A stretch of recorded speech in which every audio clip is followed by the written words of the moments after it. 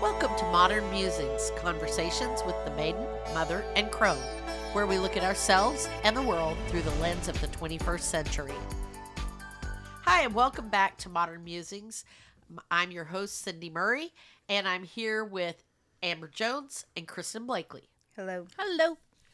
And today's episode is titled The Invisible Woman, Being Seen at Every Age. And the source of this topic came from an article I read in a magazine a while back, and they were talking about women of a certain age and how women over 50 feel overlooked, irrelevant, or ignored in public and the media. And there's often this societal bias that prioritizes youth. Mm-hmm. And you guys are you're hitting that age now too, where the decline starts to happen. You are considered pretty much middle-aged once you hit 40. So and that's the thing that women are talking about, being Not ignored. in my family, everybody dies at like 60, so I was middle-aged 10 years ago. Well, yeah. But you know, there's this focus on youth and beauty, and you know, if you look at fashion, everything is geared towards, you know, 20s in their prime. Yeah. And when women in meetings often talk about being overlooked or dismissed, you know, nobody's listening to them in meetings. If you look at media, television, advertising, the only older women that you see in advertising are in medical ads and things that are geared toward, you know, health problems. And never, yeah, or they're presented as grandma, or you like know. As female sportscasters are often pegged as just being there as eye candy. Yeah, not actual now they're in journalists. GLP-1 commercials. Right, yeah, that exactly. So so you know, the whole thing is very disheartening. And women, this whole thing of the invisible woman is talking about how women feel invisible once they hit this certain age. And I've started to feel it too, you know, as someone, I just turned 61 last December, and I started noticing it, that, you know, when I'm out in public, you know, I don't get noticed anymore. People just kind of, I don't know. It's really weird. They'll look at or talk to the younger person with me, but no, you know, I don't get noticed. So, but there is a pro-aging movement that's going on right now, and it's trying to challenge the anti-aging industries. And if you look at like campaigns, L'Oreal Paris has a specific some campaigns that are going on that highlight women in their 50s, and there's a lot of things going on to embrace the idea of aging, so that it's not discounting women of a certain age. And I kind of wanted to talk about some of that, and also talk about how you can become a pro-ager. Okay. How instead you of an ageist. And instead of an ageist, yes.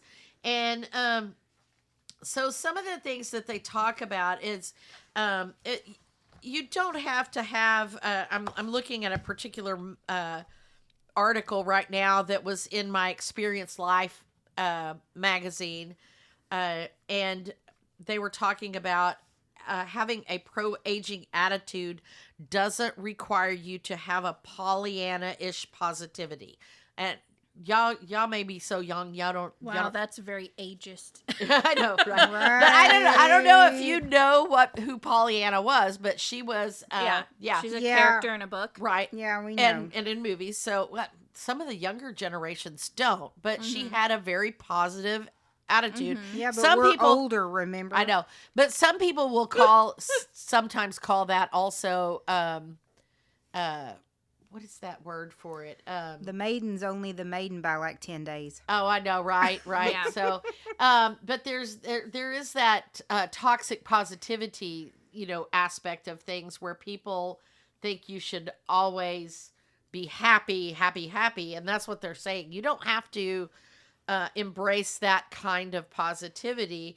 You just have to. Part of it is just accepting the fact that you are getting older and that things are going to be a little bit different. And research has shown that most older adults will stay in relatively good health and have cognitive functioning because we are taking better care of ourselves now than we used to. So the idea is that just because you're getting older doesn't mean everything's downhill from here. And if you keep trying to take care of yourself, then just don't have this negative attitude that, okay, I'm over 60 and my life is out the window now. And don't pay attention to those anti-aging advertising that's just geared to getting more money from people, right? So part of the reason there is so much anti-aging stuff out there right now is that the boomers are in that age group. They were such a huge group of the population, and I was born in the last year of the baby boom.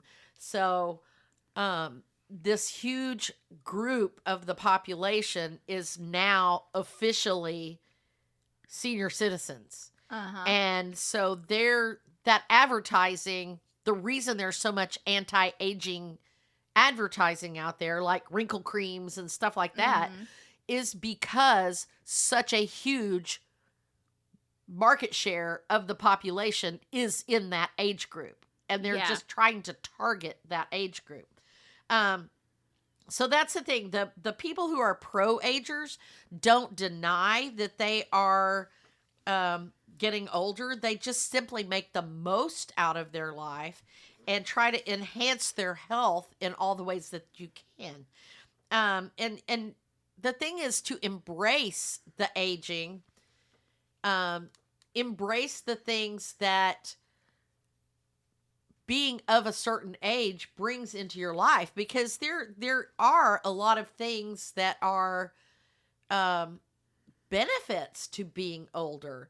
So, and your attitude about those things matters a lot. And I want to go back to a thing, we had that episode a while back about menopause and what your mother never told you and stuff. Yes. One of my friends came to me as we were starting to go through menopause, and she was telling me, I was thinking, you know what, other than the hot flashes and the drier skin and some things that the drive a JJ thing, there's a few things that are negatives about it, but for me, going through menopause was freeing. I can't wait. I'm like, I can't wait to be free. Right. I'm like, oh my God, it was so nice not free to have of the period or yes, whatever? it was so nice not to have a period anymore and not to have the I haven't had one since my 20s, so I can't relate. No PMS and no no cramps and all the other things that came with it, but she was telling me that her friends who had been through menopause missed it, and they were really, they were like, I hate this. I hate being in menopause, and I'm like, why? Some of those like period symptoms, and maybe it's because I had menopause early on, and maybe it's because like I never really had a period because I had those tumors in my belly since I was in high school, and so it was like maybe it's because I never it was really irregular, and I went early onset menopause and everything like that, but I still get the period cravings. I still Well, you probably get still have You still have hormones. some hormones. You still have yeah. hormones. Yeah. Because a you're little tiny bit, if Right. that. Well, everyone has hormones. Right, It's but right. yeah, part of just life. I still have Yes, hormones. You too, just don't not have as the many. spikes of hormones Right. that cause those different things. Right. Yeah, Right. and it's actually a thing if you look it up. Phantom period cravings, like a phantom period irritability, once a Wow. month or whatever. Like it's a thing for those, especially if they've gone through menopause as young as I have. That they're like, I still get some of that stuff. Right. Right.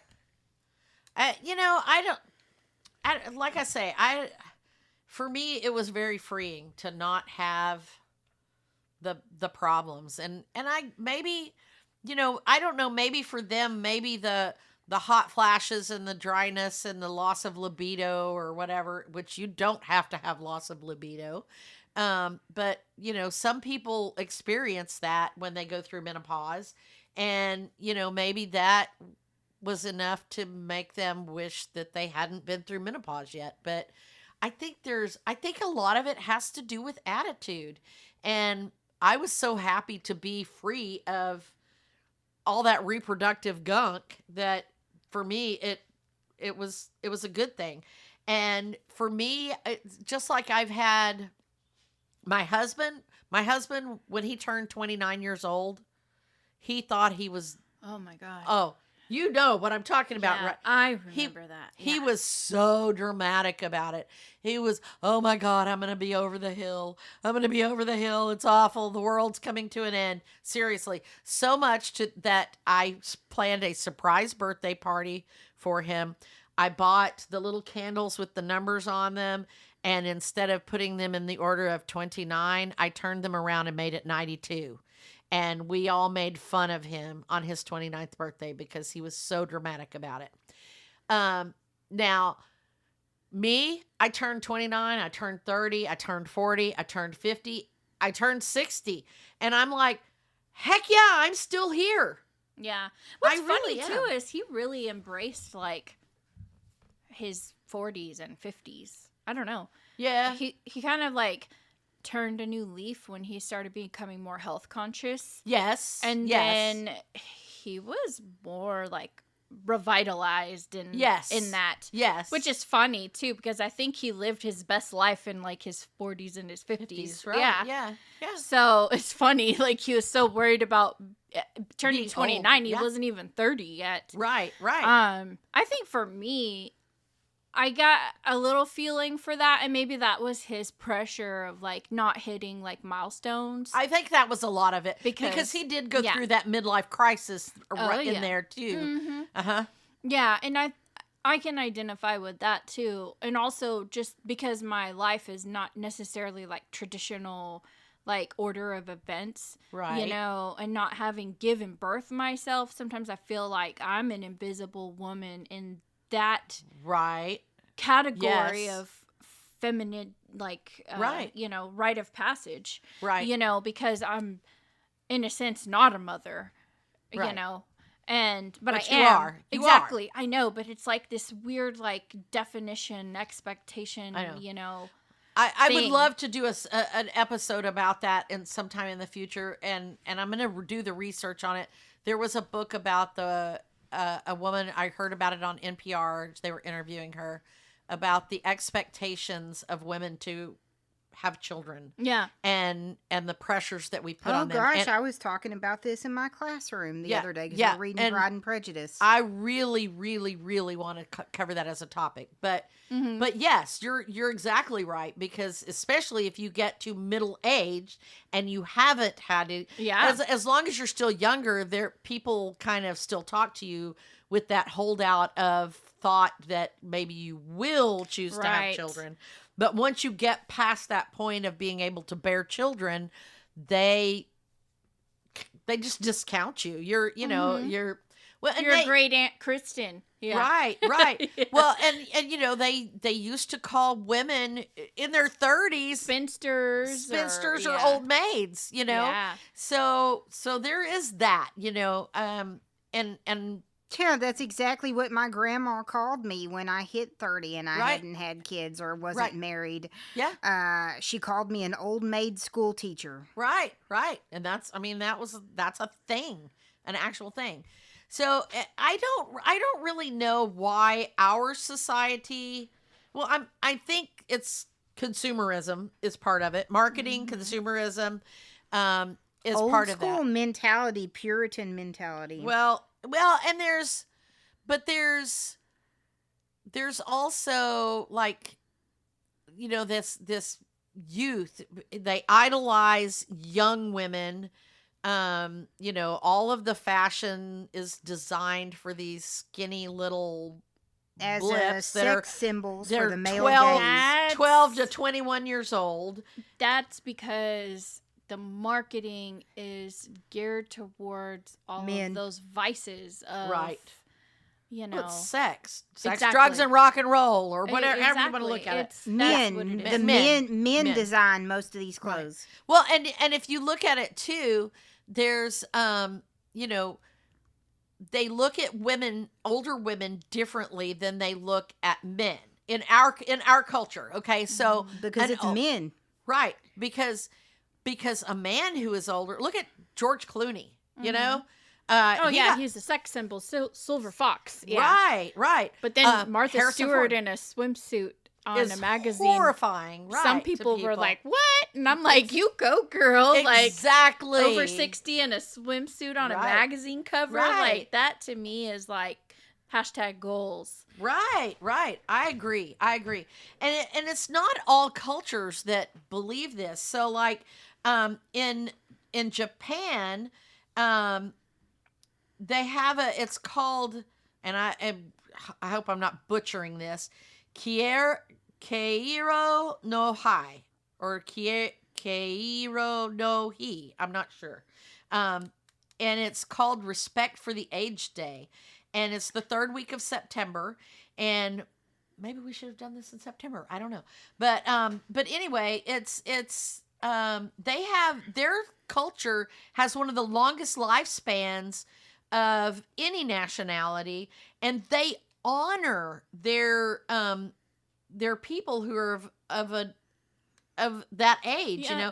They have They more. revere eating healthy and Yes. exercising, unlike Well, Americans. but they also honor people of age. Right. Well, that's what I'm talking about. Like, they honor people who are Super disrespectful to be disrespectful to a to the old age. person. Yes. And they have more centenarians, which is people who live to be over 100. Yeah. And super centenarians, which is people who live to be 110 and beyond, than any other country. And I think part of that is why, because we start discounting people when they get to be a certain age. Oh, she's just an old lady. She's just an old lady. Don't listen to her. She just complains about everything. But I think there's a lot of attitude that is what affects that. And I think a lot of it is what you believe about aging. And so if you have a positive idea about aging, the studies show that you will probably live an average of 7.5 years longer than somebody who has negative outlooks on aging. Oh, very true. Which I thought that was very Because then fascinating. you're a fighter. Yeah, by you're nature. right. And it actually can even shift gene expression, they've found. So I thought that was like really really interesting. Like they were talking about people who have a risk factor for Alzheimer's were almost 50% less likely to develop Alzheimer's if their attitude toward aging was a positive one. So when you start being afraid of aging or thinking negative thoughts about it, it actually affects your physical body. So I thought that was really, really cool. So I've been trying to embrace pro-aging. I mean, obviously, I can't do anything about my age. It is what it is. So I might as well, be happy and try to maintain good health. I go to the gym. I try to eat healthy. I'm trying to keep my blood sugar under control. Things like that. And that's the whole thing, is that they're saying that all of this attitude is one of the things that makes the biggest difference. And they also talk about things like, keeping yourself healthy. Like, if you have heart disease, then it's going to affect your brain as well.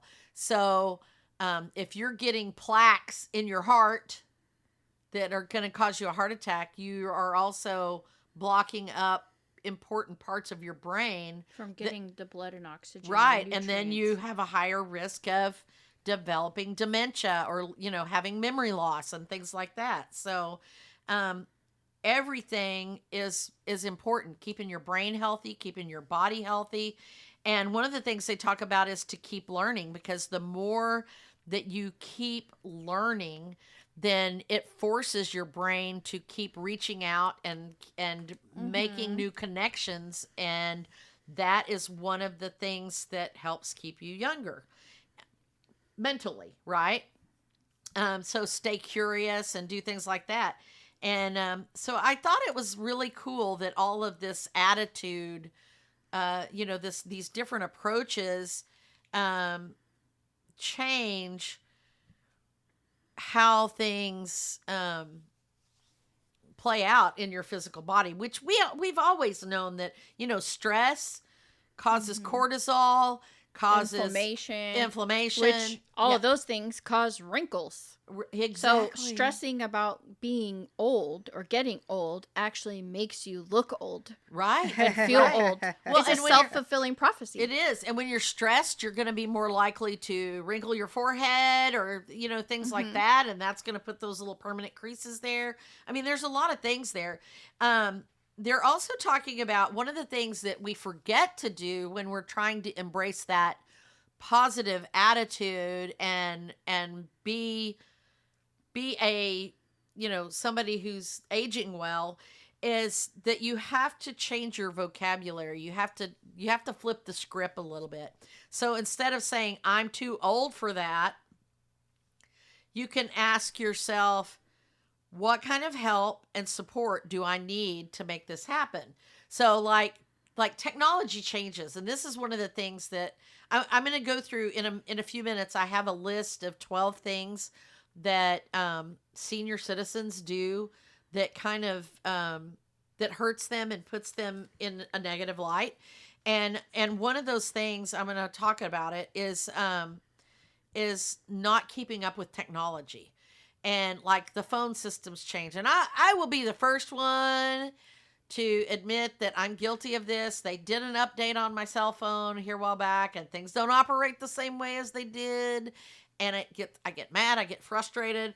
And some people just go, oh, I'm too, my mother was one of those people. She had a flip phone until she went into the nursing home. And that was because she refused to learn how to use a smartphone. Now, I think if she had used a smartphone, she would have loved to play she the would games. She would have loved it, and I think it would have helped keep her engaged, more social, more. I think her decline would have been a lot more slowly. But she refused to do that. She didn't. She was like, I'm too old to learn how to do that. She couldn't figure out how to use the DVD player. She couldn't figure out how to use the smartphone, things like that. And I think, rather than just saying I'm too old to learn how to do that, why not embrace it and say, okay, it might be a challenge for me to learn it, but who can teach me? Do I have a grandchild who knows how to use the phone and the technology? I ask Raina all the time, can you show me how to do that? I don't know how to do that. And she gets a kick out of it. It just makes her laugh. She loves it so much. She does. To show me stuff on the phone. Oh, absolutely. And things like that are, it's like there's people who are willing to help you. And, and like if you have problems remembering how to turn on the DVD and make it play through the right speakers on the right TV or whatever, get your son to write down the steps for you in a little notebook so you can just go step by step. And eventually you'll figure it out and you'll remember it and it will work. But there's different ways around it rather than just saying I'm too old for that. Same thing with clothes. And I will laugh about this too, because I kept thinking I'm too old to go shop at Torrid. But that y'all kept coming in with all these amazing, cute clothes. Amber, Kristen, and Crystal. And I was seeing all these cute clothes, and I'm like, I want to wear something like that. But a lot of times we tell ourselves, I'm too old to wear that. I'm too old to wear that. But I tell you what, when I go out on a limb and I wear something that's makes me feel younger, I get more attention from other people telling me how cute my outfit is, or I love that shirt, or you look really good in that color, or whatever. And it makes me feel amazing. And that should be the only thing that matters. Do you feel good in what you're wearing? Then you're not too old for it. And the other thing is that, age brings wisdom. So that's another thing to embrace about getting older, because the older you are, the more life you've lived, and you've learned things that can be helpful to others or whatever. And we'll talk about that in a minute too. But it's okay to remember and embrace the fact that you have lived this huge life experience, and you have a lot of wisdom that people can pull from, or that you can contribute to other things. So I thought that was pretty good. There's most of the things that they talk about health-wise for aging with grace or whatever is, number one, keep moving. A lot of us, as we get older, we just stop. My mother was one of those ones. She used to walk during lunch every day. And when she quit working when she quit working in the office, she was at home and she quit walking. She just quit walking. I think that contributed to her decline as well, because she wasn't getting any exercise. Mm-hmm. She just sat in her chair and, watched TV all day. Eat well. And then they're also saying eat well and a little less, because as you age, you require fewer calories. But eat well also. Make sure you're getting enough protein, because that helps counteract that loss of muscle mass, right? Sleep. A lot of times people say, I don't need any sleep anymore. I don't need any sleep. But the truth is that older adults need just as much sleep as anyone else, 7 to 9 hours every night.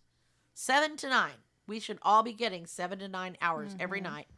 But the problem is it's harder to get because we're playing on screens. We're not going to bed at regular bedtimes and things like that.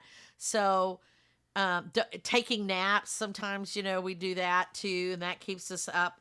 But, do the right things and try to get that sleep, and try not to nap during the day, because that causes you to sleep less at night. And then you're not getting that deep, fulfilled sleep. And then also staying hydrated, because one thing that a lot of seniors do is forget to drink enough fluids. And especially because we're not working out, so we're not drinking, right?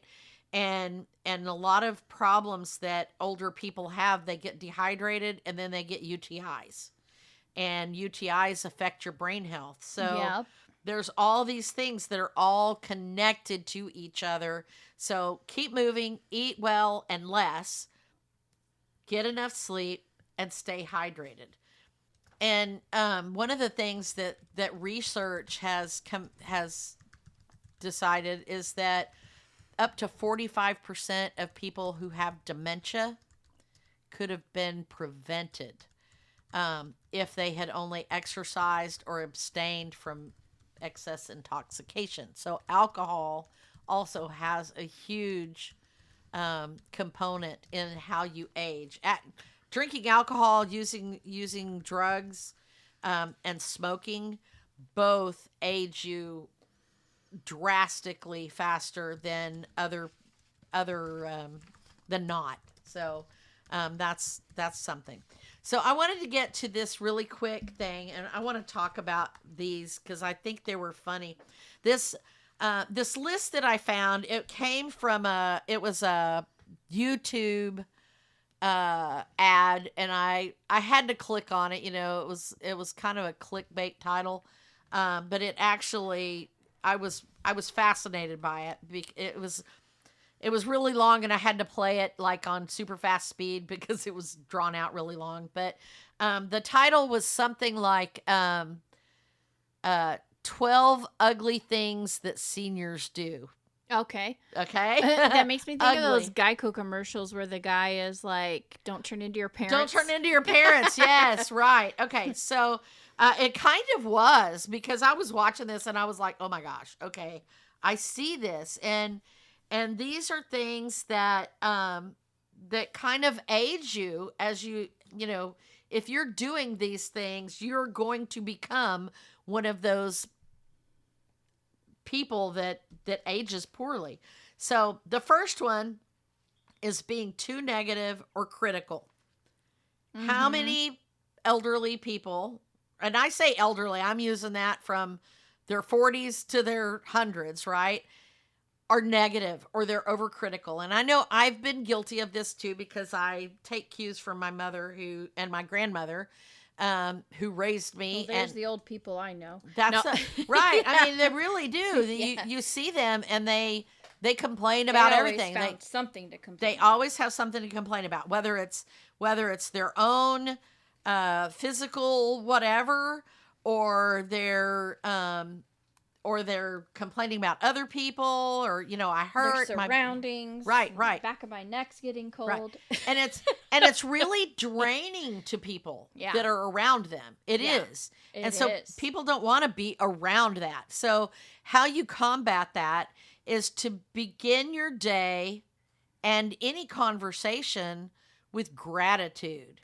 Mm-hmm. I'm so glad that you're here to talk to me about blah, blah, blah, because I haven't figured out how to use my VCR yet. Right? Mm-hmm. So that's a whole lot different from I can't figure out this stupid VCR. I guess I just won't watch it anymore. Right? Oh, you sounded just like your mom. I know, right? But it really is. And if you do need to complain, and this one is a good one. I've seen this one before too. Set a time limit. Okay, you call your friend, you need to complain, set a time limit. I'm going to rant for 2 minutes, okay? Mm-hmm. I'm going to rant for 2 minutes about my boss, and then it's over, right? Yeah. Then you move on to something else, and always use curiosity instead of criticism. So instead of saying, look at the way that girl is dressed, you can say, I wonder what made her choose that. To get, and I noticed this when I was in New Orleans. There was this girl at the French Market, and she was wearing a dress, a cute little dress, and she had on rain galoshes. Now, my grandmother or my mother would have said, look at her, she's wearing those, and it has not rained. It did not rain the entire time we were there. So I don't know why she was wearing those. Mm-hmm. But I thought my thing was, I went into it with curiosity. I wonder why she's wearing rain galoshes. Was she hosing off the sidewalk or something before? Right. Is there something she knows that I don't? Because that's usually the case. Right. When we judge somebody or discount something that someone else in society or another culture does, we often jump to judge, but then it's actually us that's uneducated and right. So it was, I pointed out what she was wearing, but it was more out of curiosity. I wonder why she's wearing rain galoshes, I'm talking, actually, they weren't even rain galoshes. Like knee-high wellies.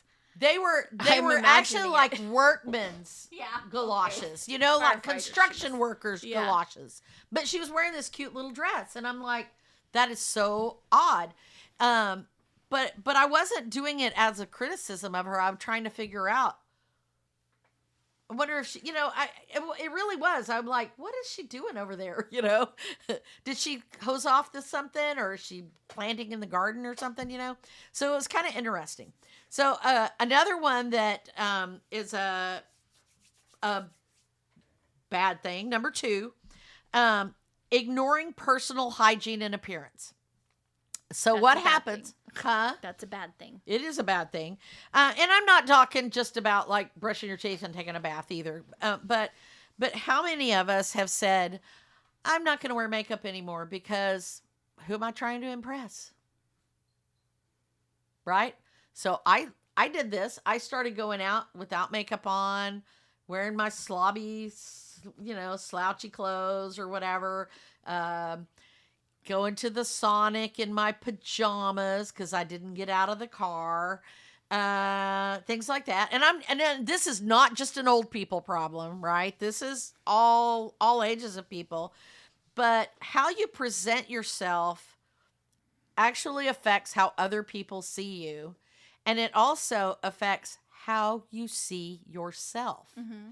So if you are only wearing your slubby clothes and you're not fixing your hair, or you don't care, and you're telling yourself, I don't care what I look like, it's more of a reflection of how much you care about yourself. And the idea is that you should have enough confidence and self-respect in yourself. I'm not saying you should have to wear makeup. That's not what this is about. It's about having that confidence and self-respect and staying engaged with the world.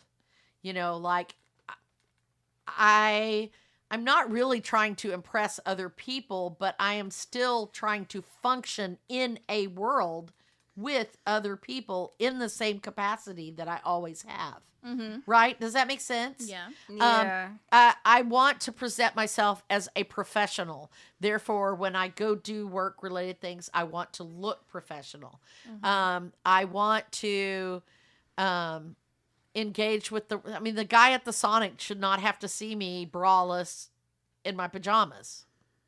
That's Sure. kind of a respect for him too, Sure. or her or whatever. Mm-hmm. And it's not, and putting on makeup is not a vanity if it makes you feel better about yourself, right? Mm-hmm. If dressing in clothes of a certain type makes you feel better about yourself, it's not vanity, it's honoring your own self. So if you quit honoring your own self, nobody else is going to honor you either, right? True. Okay. Yeah.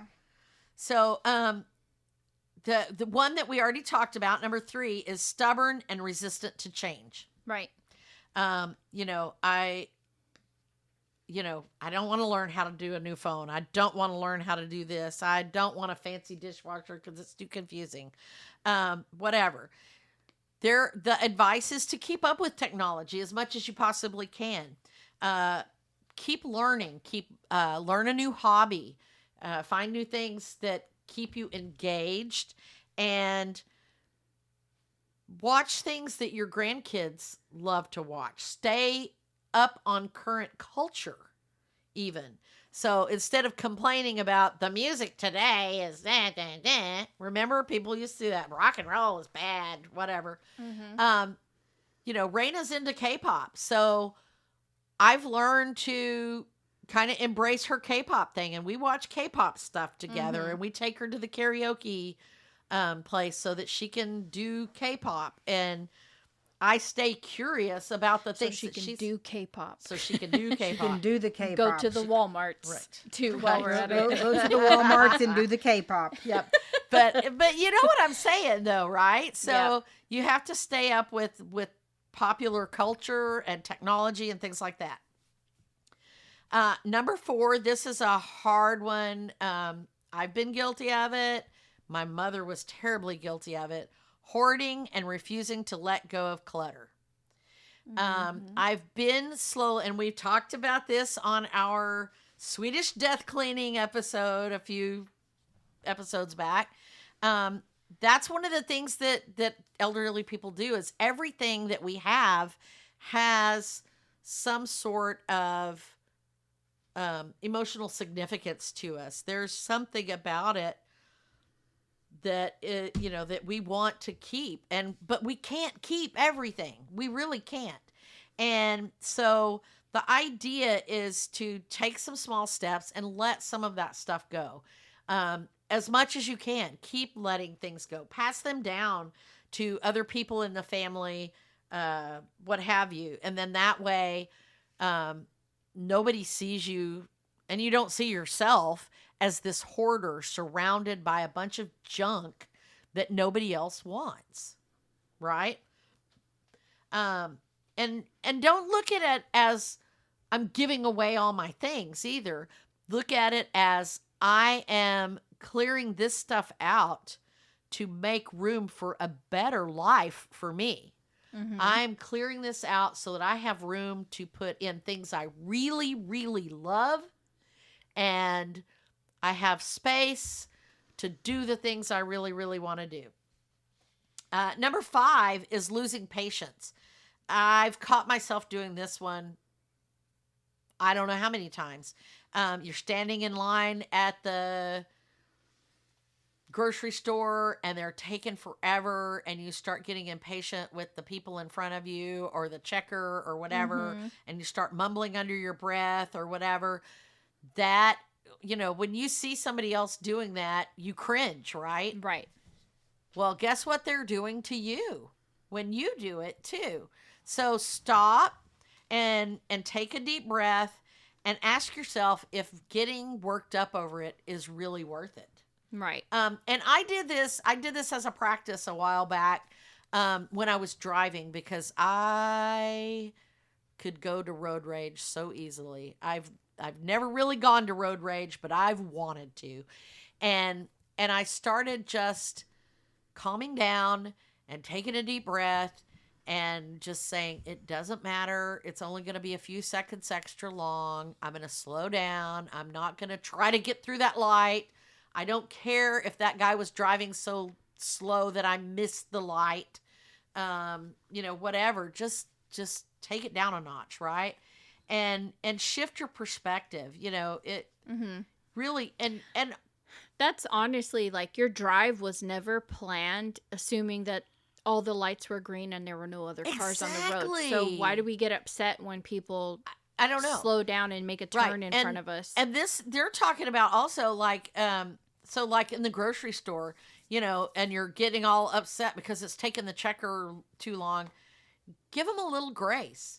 You don't know. They may have just found out that their sibling got arrested, or, they could be new to the job, or they could be sick and not feeling very well, or they have a headache or whatever. Give people grace to make the same mistakes that you can make, because you can't perform at your 100% when you're not at 100%, right? Mm-hmm. So give that grace, because you don't ever know why it is what it is, right? So just smile and offer encouragement. I got into the habit of telling people, no rush, it's okay.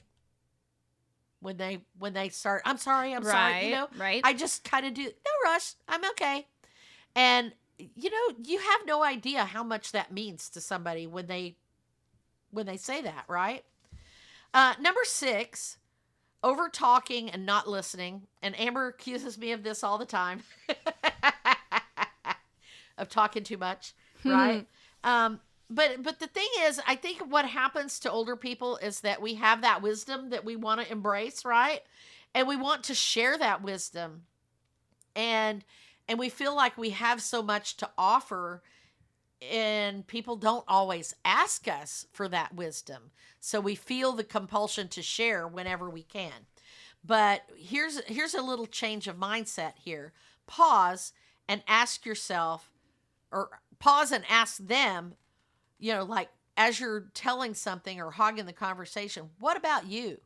Do you have that problem? Mm-hmm. So I think also that is generationally, people my age feel like we're finally getting a chance to say something, because when we were younger, You're told to be silent, exactly, seen and not heard. like Yeah. as you're a kid, everyone's like, shh, grown-ups are talking. Right. And then you're finally a grown-up and you're like, yeah, I can talk. And people are like, shh, you don't know, you're not old enough. Right. And it's like you're constantly being shushed until you're, your age. And finally, you're the older person and you're the one that can say, I'm the person of wisdom here, I'm talking. And so everyone else is like, I want to talk too. And I think that just generationally, it could be, yeah. I mean, that could be part of it. Yeah. That's my take on it, because I honestly, and then at that point, then you also feel like you're trying to get your word edgewise in and everyone else is trying to talk. Right. We're always constantly feeling like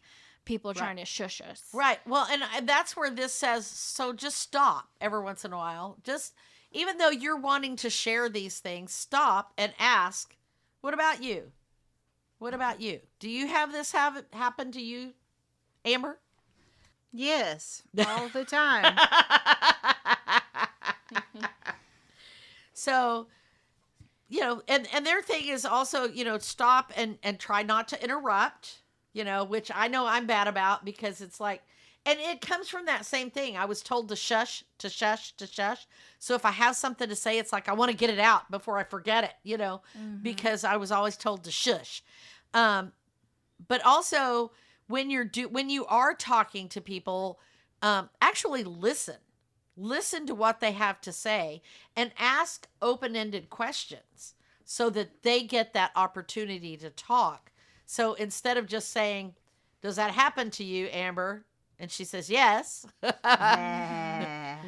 me a time in your life when you were shushed. Yeah. When you were shushed or whatever. Yeah. So I think that's a valid point too. So, number 7 is pushing people away instead of asking for help. Mm-hmm. So we talked about this one also on that episode where we talked about why is it so hard to ask for help? Why can't we get help when we need it? Whatever. But some of the problem also comes, like another example with my mother. When my dad passed away, I wanted to help my mother financially, get her finance, not give her money, but help her manage her finances a little better, because she was a poor financial manager. They both were. And she had told us before he passed that my dad had a life insurance. She had a life insurance policy for my dad. That turned out not to be true, but it's a long story. She did, but she didn't when he died. So, but the idea was that I wanted to help her manage that so that it would last her the rest of her life without his income, right? And the minute I said anything about helping her, she shut me down. I don't need your help. I don't want anybody telling me what to do. I can do this on my own. Now, like I said, as it turned out, she did not have that life insurance policy because it was through her work. And when she quit working, it went away. But she was not going to admit that. And I think that's one of the things that happens to older people. We try to help them manage their finances, help them manage their home, help them manage their health. And they shut us out because they don't want to admit the truth. Just like, they will cover up that they have diabetes or whatever, or that the doctor told them stop eating so much salt, or, things like that. And so that's one of the things as an older person, we have to remember to let people help us. Because you won't always be able to do it all by yourself. And if somebody is offering to help you, they're doing so from a place of love and caring. And by you telling them, that you don't want their help, you are shutting down their opportunity and you're making them feel unwanted. Mm-hmm. Does that make sense? So it's, the thing there is to ask for help directly when you need it, actually ask for it when you need it, And then accept offers of help, even if it's not exactly what you want, because you can always modify that help to fit what you need, right? So if somebody says, well, I can't help you mow the yard this weekend, but I could help you plant those flowers, or I can come next weekend or whatever, modify it, let them help you, and don't turn them away. Allow them to care for you, because it's not a weakness. It's actually a sign of strength to allow people to help you. Being frugal. This is something that a lot of older people are guilty of. Like, so you've lived your life, you've been saving all this money, and now you're afraid to spend your money because you want to make sure that you have this money for the rest of your life, right? And this one is really challenging too, because it is a very real problem. Sometimes we don't have enough money to live for the rest of our lives, but enjoying your money is important. If you've spent your life earning this money, it is important that you get to enjoy it. And having experiences like going on vacation or doing hobbies or things like that, they bring us lasting joy, right? Mm-hmm. And we've talked about that in that play episode, like bringing joy into your life. Material things do not bring us joy. You might get that instant dopamine rush from buying things, or from looking at your 401k and seeing that you have, so much money in it. But those things lose value over time. But those hobbies and those lasting memories from a vacation or something like that, those last forever. So what you need to do is find a balance between spending your money on things that will bring you joy and keep you younger emotionally, versus keeping enough money to sustain you through the rest of your life. Do you have any comments on that, Kristen? I think that a lot of those are really good ways to not be invisible, but also be not super conspicuous too. Right. So, You don't want to, you don't want to. Tying back to like the invisible woman. Right. Well, That's the point is that when you do and I've got 4 more here, but the point is that when you are doing things that, part of the problem of being invisible is that people quit coming around and they quit talking to you, mm-hmm. because you've been marginalized. Yeah. You're not important anymore. By those behaviors, you're kind of marginalizing yourself. They in are. a sense. Exactly. So I think that goes for any person, though. It doesn't have to be like an aging type thing. Right. Yeah. I mean, one quick way for me to decide I'm not really interested in being friends with someone is when they complain a lot but don't take action in their life. Oh, well, that's true. That is true. I mean, at any age, I've found people in their early 20s where I was like, oh, okay, I've Right. hit my max quota on this. Right. I'm interested in progressing in my life and not Right. stewing. But there's like older people sometimes, like my knees hurt, but they don't do anything to fix it. Right? They complain. Yeah. That's kind of part of it too, because if you're still taking care of your body and you're going to the doctor and you're trying to find a fix, if the doctor's telling you need to get out and walk more, that's why your arthritis hurts, and you're saying, I hurt too much to walk, you're part of the problem. So, okay, so I want to go through these last 4. Chime in as much as you can. Number 9 is talking down to younger generations. How many times have you been talked down to before by someone older than you? Like, Oh, constantly. Right? Always. It's Like even at work. Even like your people older younger than me. your older bosses and stuff. And unfortunately, I'm like one of the oldest people at Oh, my well, job yeah. now. I know, which is weird. But yes. I mean, That's really funny. I used to have an employee that used to say, I'm too old for this. And she ended up kind of like eliminating herself from the role because she constantly said, I'm too old for this. And I'm trying to help her, do her job. And, it never ended up working out for her because she couldn't, stop resisting the changes. Right. But I think for, kind of like that comment, like, oh, you're probably not old enough to remember this. I hear that a lot. That's one of them I was going to mention. I do that sing too. along to almost any song from the 60s. Right. So, and I never lived in that area or that decade. Right. But, I experience a lot of the things from the 60s. Right. So, yeah, I'm probably never remembered it per se, experienced it, but you have to give people the benefit of the doubt. Right. And that's the thing they're talking, like talking down to younger generations also, well, we never wore clothes like that when I was young. We weren't, whatever. We weren't allowed to, cut our hair short and wear purple streaks in our hair or whatever.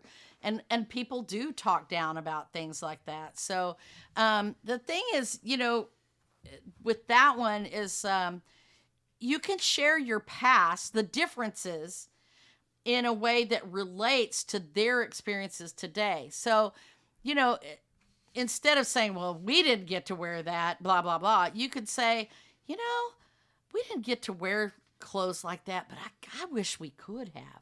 That would have been fun if I could have wore a mini skirt to school or, whatever. Relate. I might want to have purple hair. If I could, I wasn't allowed to have purple hair at school, but I think maybe I wouldn't do purple hair. Maybe I'd do pink instead.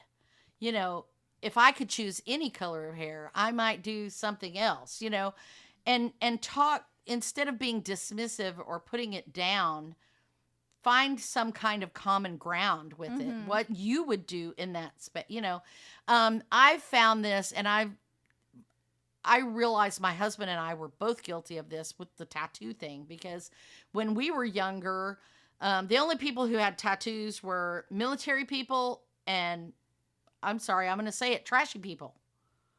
It was, lawyers did not have tattoos. Doctors did not have tattoos, or they didn't show them publicly. But right? now they do. But now they do.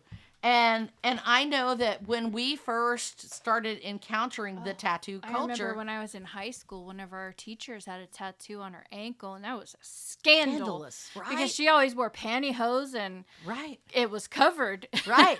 But one student saw it one time, and it was when like, I first started my gosh. teaching, I'm okay. It's still that way, honestly. It is. In a Even lot though of ways. we have like a teacher with a sleeve, but like when I first started teaching, it was scandalous. Like oh my gosh, there's a tattoo on your foot. Right. Yeah. Terrible. Or like I have a tattoo of a strawberry on my arm, and the students are just like so fascinated by it. Right. And that's that's, be curious. It's rather than judging someone, be curious about it. I've learned that myself. I started entertaining the thought of, well, if I were going to get a tattoo, which I probably am not going to do, but if I ever got a tattoo, what tattoo would I get? Mm-hmm. And when you start looking at it that way, when you flip that script around, it really changes your attitude about people. Then I started noticing the artwork of people's tattoos and how their tattoos really personified their personalities. You can see a lot of a person in the tattoos they choose. So I learned from that. Number 10 is holding on to the past. So accept that what was in the past cannot be changed. And a lot of people, they ruminate over mistakes they made. I know some people, several people who talk about, I can't sleep because I go over in my head all the mistakes I've made or whatever, or I can't forgive myself for whatever. And, the thing is that you can't change that. So just sitting and worrying and worrying about things that happened to you or things that you did, that those things will never change. They already happened, right? So ask yourself, what can I learn from that? Where can I go with that? And practice forgiveness for yourself and for others. If you have a really hard time of letting go of things that happened in the past, then a good exercise is to write them down and then burn them, or write them down and shred them, put them in the shredder or something as a symbolic way of letting them go. But the idea is that you cannot change the past, so why are you stuck in it, right? Ignoring health problems, we talked about that one a little bit already too. You can't ignore symptoms, even if even if you think they're minor, because they might not be minor. They might be a clue to something bigger. And a lot of older people refuse to go get regular checkups. They don't want to eat well. They know that they're diabetic, but they still eat badly. They don't exercise, all kinds of things like that, So that's not a great way to age well. And you're just going to wind up being marginalized as one of those older people who doesn't take care of themselves. And then the last one that they have is, I think one of the best ones, is that laughter and fun matter as you age. And I think that is so true. And it goes back again to that thing that we were talking about last week, or not last week, whenever it was, a couple of weeks ago, about play. And laughter reduces stress. It lowers cortisol. And people are more drawn to you if you are having fun, right? So if you can get out and have fun, then you're not going to be invisible. You're going to be seen as someone who is fun, and people are going to want to spend time with you. Right? Agreed. Yeah. Do you have any other things to add to, being seen, being not marginalized as an older person? No, the only other things, I know that most of the podcasts we've talked about older women, we didn't really get to touch on, and maybe for another topic, the quiet statistic of not being a mother, or the other non-marginalized life of a plus size person, right? Yes, those are also valid things, mm-hmm. where you become invisible, or maybe even conspicuous. Nobody wants to see you if you're overweight, right? And honestly, I feel like only in movies and TV recently have plus size people really become like a piece of the characters. How there's more parts for the different culture styles and lifestyles, and there's like people like what's her name, Melissa McCarthy. For a minute, I kind of identified with her because she was funny and outspoken and plus size. Oh, right. Well, yeah. And then widely she got paid accepted. To lose weight. She lost weight, and I was like, why? Right. Yeah. I'll be happy for you, but I can't remember what her name is, but the actress who was on This Is Us, who was a very heavy set. Yeah. And I loved her character on that show because she battled that. Yeah. That mentality of being marginalized or dismissed because of her weight, her character, and her and people always trying to get her to lose weight, and things like that, and it was it was finally, I think, I think accepting herself as she was what really set her character off, But yeah, I just those are big problems, and we've talked about the weight thing before. We have not talked about the the motherhood issue, and I think we need to bring that issue up, and I'm sure I need there's to- others that I'm overlooking just Oh, because, that's the problem, is that it is overlooked. If it isn't you, specifically your shoes you're walking in, it's likely you're overlooking it in society. right, and I think that's the thing, is that sometimes, women get to this certain age, and we're, I'm just doing this from the perspective of the invisible woman of an age. Mm-hmm. You get to this certain age and people just like discount you from life, and you're just in the shadows now, and you're not important in any of the things. Your children grow up and they move away, or they move into homes of their own, and they're more absorbed with their own lives, and you are just there. Yep. So I think that's a thing. And so the answer is to make your own life, and to accept the aging, to find your own things that bring you enjoyment, and take care of yourself, and you won't be invisible anymore, because maybe your kids don't see you, but other people will, because you are vibrant and you're having fun and you're enjoying your life, and you're showing people that there is life after 50, there's life after 60, there's life after 70. And my sister-in-law is getting close to 80, and she is still, I swear, I look at her and I think, you are the most vibrant woman I know. And I know she's slowing down, but she still is active and happy, and for the most part, and doing things in her life. And so that's what we want to get to, is to be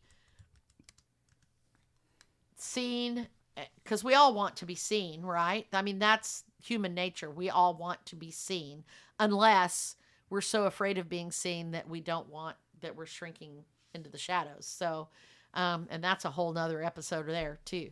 So that's really all I have for now.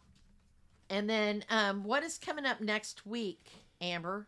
Okay, next week we are talking about how addiction is not just drugs and alcohol. Yeah. Okay.